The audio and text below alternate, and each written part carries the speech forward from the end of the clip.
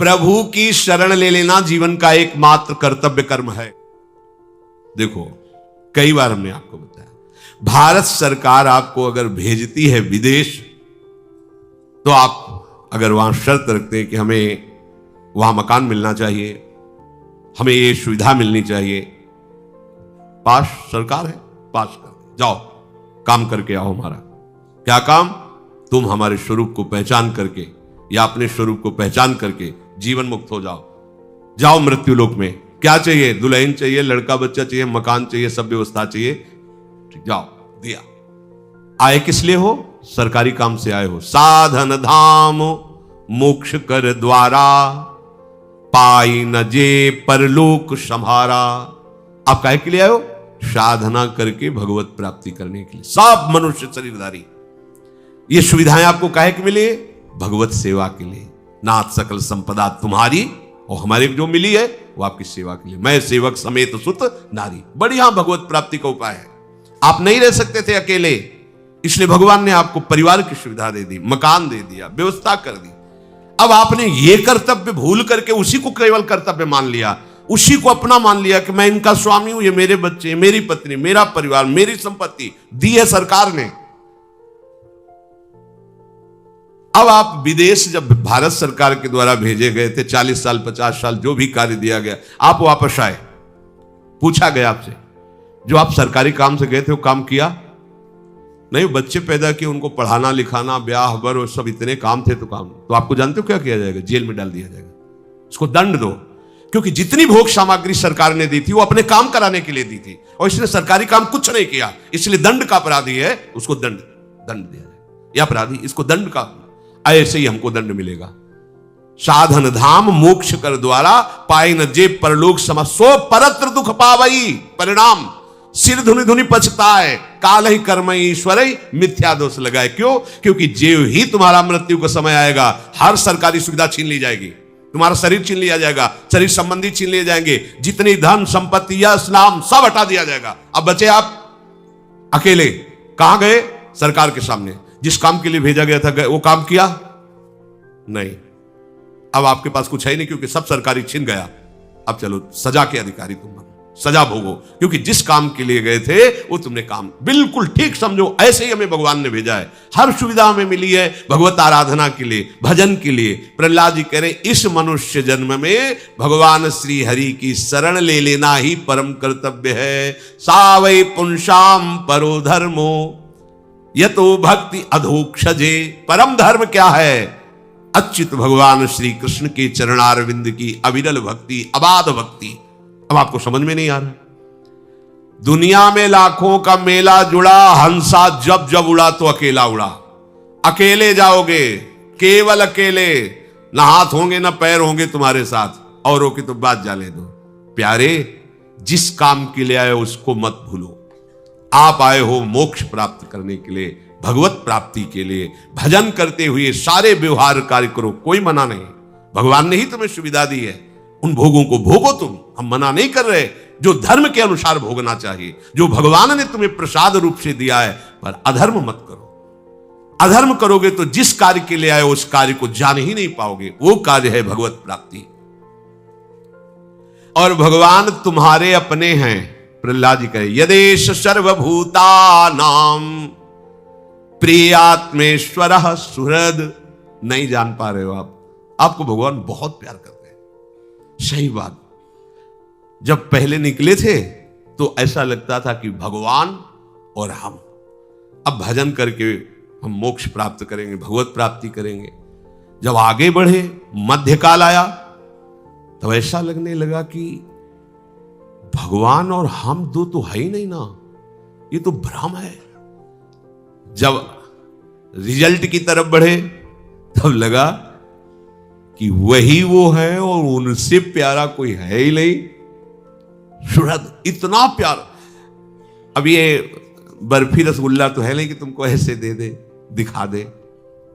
ये सब यंत्र अंदर के जो अनुभव करते हैं, वाणी की सामर्थ्य नहीं बोल सके, नेत्र की सामर्थ्य नहीं कि तुम्हें दिखा सके। भगवान ऐसे नहीं कि कहीं कोई बैठे हैं, कहीं छिन छिन बिहरत संग। इतने प्यारे हैं, इतने उदार हैं, इतने नजदीक हैं, बस तुम क्या है कि ये जो और कुछ समेटे हो ना, इसलिए तुम्हें अनुभव में नहीं आ रहे। कहा कहो बड़ भाग, नित नित रति हरिवंश हित, नित बरधत अनुराग। ऐसी उन्मत्तता छाती है, अपना कोई इतना बड़ा साथी हो जाए। हेलो, कोई बहुत बड़ा पदाधिकारी रोज तुमसे हाथ मिलाए, तुम उसके साथ खाओ पियो बैठकर, कैसा लगेगा आपको? है गर्भ में फूले घूमोगे। हम प्रियालाल के साथ खाते हैं, प्रियालाल के साथ सोते, प्रियालाल के साथ खेलते। आप नहीं करते क्या? पर आप तन्मयता नहीं रखते। आप और कुछ भावना किए, जूठन किनकी पा रहे हैं? उन्हीं की तो पा रहे ना। आप नाचते किसके संग हो? क्या तुम ही नाचते हो? अरे वो भी नाचते हैं जब तुम नाचते हो। तुम्हारी दृष्टि नहीं, तुम देख नहीं पा रहे। हाँ, होड़ करके नाचते हैं। तुम अगर ऐसे करते हो तो आप देखो, जब संगीत बजेगा, कोई कुछ, अब बहुते नास्तिक हो या बहुते शुष्क हृदय हो तो कीर्तन हो, हम देखा है किसी किसी को कीर्तन हो, ऐसा लग रहा है कि पीठ के खड़े किए गए।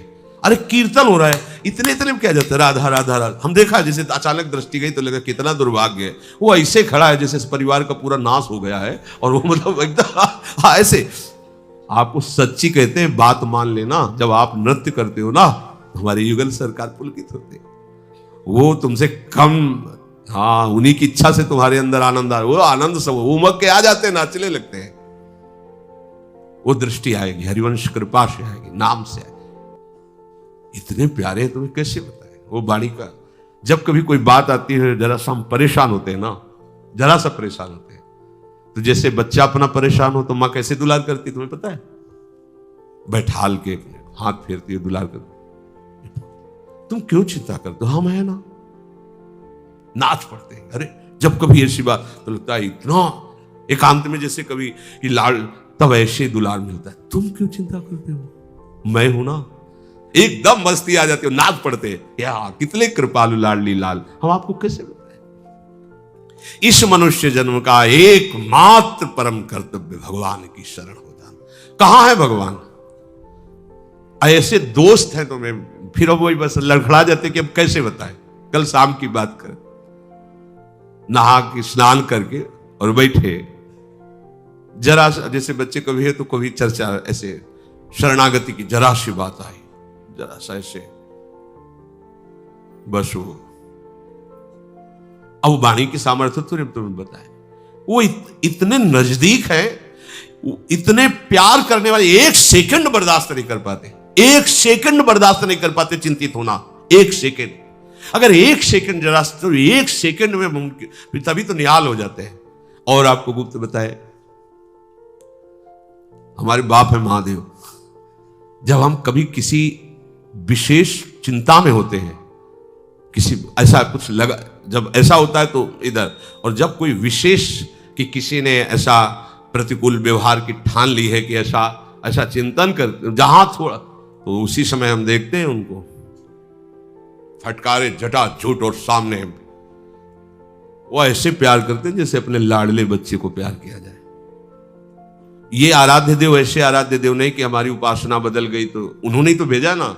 वो एक एक क्षण, कई बार आपको बताया कि ऐसे वो प्यार करते हैं महादेव, जरा सी भी कोई ज्ञान समुद्र, बल समुद्र और विनाशकार की इन्हीं के हाथ में डोर है। पूरी सृष्टि का विनाश करने की सेवा महाराज को है, पालन करने की भगवान विष्णु को है, और रचने की ब्रह्मा जी को है। और हमारे महाराज तो खेलते रहते हैं, ये सब कार्य इधर होता रहता है। कभी इष्ट छोड़ता नहीं। यहां सब कहीं हम कभी, जब से राधा वल्लभी चुल्लू जल नहीं चढ़ाया होगा महादेव जी को कि आज भाई शिवरात्रि गुपचुप, क्योंकि वो 20 वर्ष हमारे प्राणाराध्य रहे कि भाई एक बूंद जय हो महादेव, कभी नहीं। पर वो आज तक, जब से स्वीकार किया है, आज तक उनकी कृपा बढ़ती ही जा रही है। कोई ऐसा ही हफ्ता जाता होगा कि विश्वनाथ जी का बिल्व पत्र और जलो, ये तो बाहरी बात, उनकी कृपा छाए रहती है। एकमात्र शरण लेके, ये हम महिमा बता रहे इसलिए कि हम तो भूल सकते हैं, वो नहीं भूलते। हम पुकारते भी नहीं कि महाराज, वो महाराज, इसलिए कह रहे सुहृद इतना प्यार करते प्रभु। आत्मेश्वरा, यही बैठे हुए हैं हमारे ईश्वर प्रिय, वो बहुत प्यारे, वो बहुत प्यार करते हैं आपको। किसको? आपको। यदेश सर्वभूतानाम, सबको बस ये स्वीकार आप कर लो। श्री प्रहलाद जी कह रहे सुखमेन्द्रियकम दैत्या देह योगेन देहिनाम सर्वत्र लभ्यते दैवा यथा दुःखमयत्नतः तत्प्रयासो न कर्तव्यो यत आयुर्व्ययः परम न तथा विन्दते क्षेमं मुकुंद चरणाम्बुजम। भाइयों, इंद्रियों से जो सुख भोगा जाता है वो चाहे जिस योनि में वो सबको मिलता है। जैसे जनेन्द्रीय का सुख है, रसेंद्रीय का सुख है, ये हर योनि में मिलता है। हर योनि में सब पशु पक्षी कीट पतंगा सब, निद्रा भय आहार मैथुन, ये सब पूरी सृष्टि को प्राप्त है। प्रारब्ध के अनुसार सबको ये भोग मिलते हैं, कम ज्यादा सबको। ये बिना किसी प्रकार के प्रयत्न के तुम्हें भोग प्राप्त होंगे। पूर्व का कर्म है, उसके अनुसार तुम्हें सुख दुख भोग ये सब प्राप्त हो। इनके लिए प्रयास करने की जरूरत नहीं। अब ये संसारी आदमी को कैसे समझ में, हम प्रयास नहीं करें हमारा घर चल जाएगा।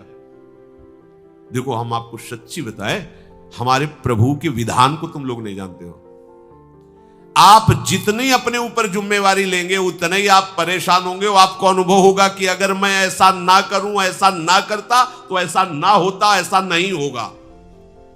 और आप अपना भार प्रभु को देके बैठ जाइए, उनके भरोसे, उनके शरणागत होकर उनकी आज्ञा के अनुसार बर्ताव कीजिए, फिर आपको दिखाई देगा मेरे किए कुछ नहीं हो रहा, सब हो रहा है प्रभु के द्वारा। और ऐसा सुंदर होगा कि आप देख लीजिए। पर वो अहंकार है, वो समझ में नहीं, बिना किए कैसे हो सकता है? कैसे हो सकता है? ऐसा कैसे हो सकता है? हम करें नहीं तो ऐसा विचार करो कि ये स्वर्ग लोक तुम्हारा बनाया हुआ नहीं। तप लोक, महालोक, जनलोक, ब्रह्मलोक, इसमें तुम क्या किए? मृत्यु लोक बनाने में तुम्हारा क्या हुआ? अरे उनकी भूमि की बनाए हुई है कि छापे को ईंट बनाकर थोड़ा गर रहे हो, वो भी तुम्हें बल उन्हीं का मिला है, बुद्धि उन्हीं की मिली। तुम प्रभु के हो, ये स्वीकार करो। तुम्हारा कर्तव्य प्रभु का स्मरण करते हुए व्यवहार बर्ताव करना, ये स्वीकार करो। जो भी दुख सुख भोग है, अनमांगे आगे आवेगो जो पल लागे पल को। जैसे पलक बिना किसी प्रयास के झपकती रहती है, ऐसे ही बिना प्रयास के दुख सुख आते रहते हैं। इनके लिए प्रयास करने की जरूरत नहीं। देखो, तुम इसी बात से समझ लो, प्रहलाद जी समझा रहे मित्रों, तुम इसी बात से समझ लो कि कोई भी नहीं चाहता कि मुझे दुख मिले। सब कोई प्रयास करते हैं सुख का, पर सबको दुख भोगना पड़ता है। दुख के लिए कोई प्रयास किया क्या? सबको दुख। ऐसे ही तुम सुख के लिए प्रयास ना करो, तुम्हें सुख मिलेगा संसारी। तो प्रयास किसका करें? भजन करने का। भजन करते हुए तुम व्यापार करो, नौकरी करो, बढ़िया मंगल हो जाएगा। भजन कर नहीं रहे और लौकिक सुख के लिए प्रयास कर रहे हो, कभी सुख नहीं मिलेगा, क्योंकि तुम दुखालय में सुख ढूंढ रहे हो। मूर्खता है। भगवान लिखे दुखालयम अशाश्वतम। इसलिए मेरे प्यारे मित्रों, सांसारिक सुख के उद्देश्य से प्रयत्न करने की कोई आवश्यकता नहीं। ये जानते हो क्यों कह रहे? क्योंकि तुम नाम जप इसीलिए नहीं कर पाते हो कि हमारा कर्तव्य है, इसे में करना है, तो तुम पूरी तन्मयता उसमें दे देते हो।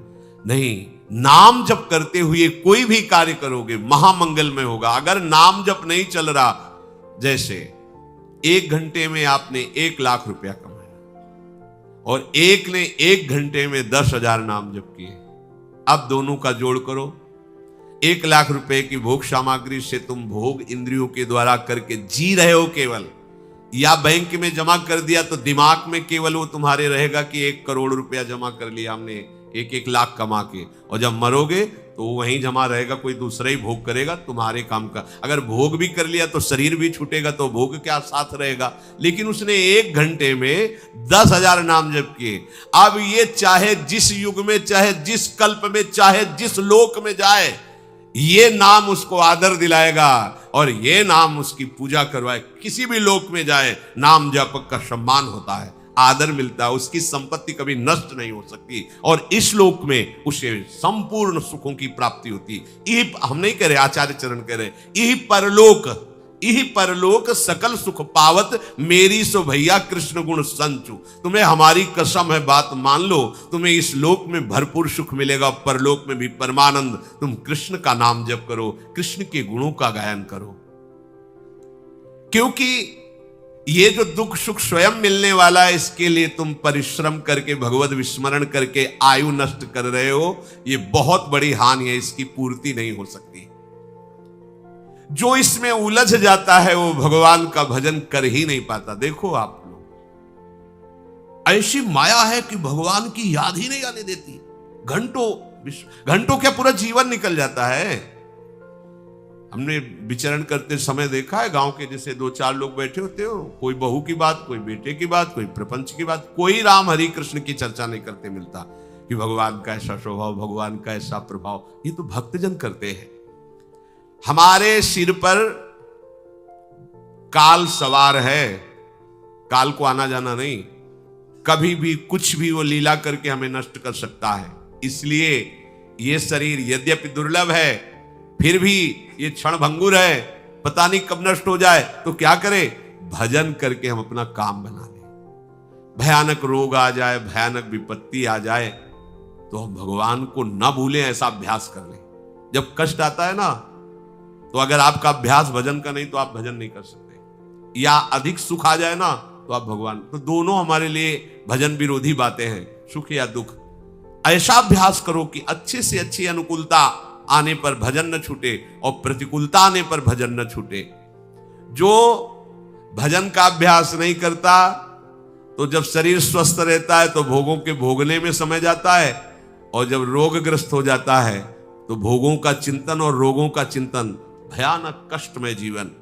इसलिए बुद्धिमान पुरुष को चाहिए कि यावत स्वस्थ विदम कलेवरम यावत च दूरे जरा। जब तक तुम्हारा शरीर स्वस्थ है, बुढ़ापा दूर है, काम बना लो। अपने लोग जानते हो कैसे होते हैं? आग लगने पर कुआं खोदना शुरू करते हैं। आग लगने पर कुआं खोदना शुरू करते हैं। क्या? अब जब दिमाग काम नहीं कर रहा, बुढ़ापा आ गया है, पानी लेके पी नहीं सकते, तब चलते चलो सन्यास ले लेते हैं। किसका सन्यास लोगे? वैसे सन्यासी हो गए हो। किसका सन्यास लोगे? नारी मुई घर संपत्ति नासी, मूड मुड़ाए भय सन्यासी। तो भाव ना हो तो भी हो गए सन्यासी। अब क्या है?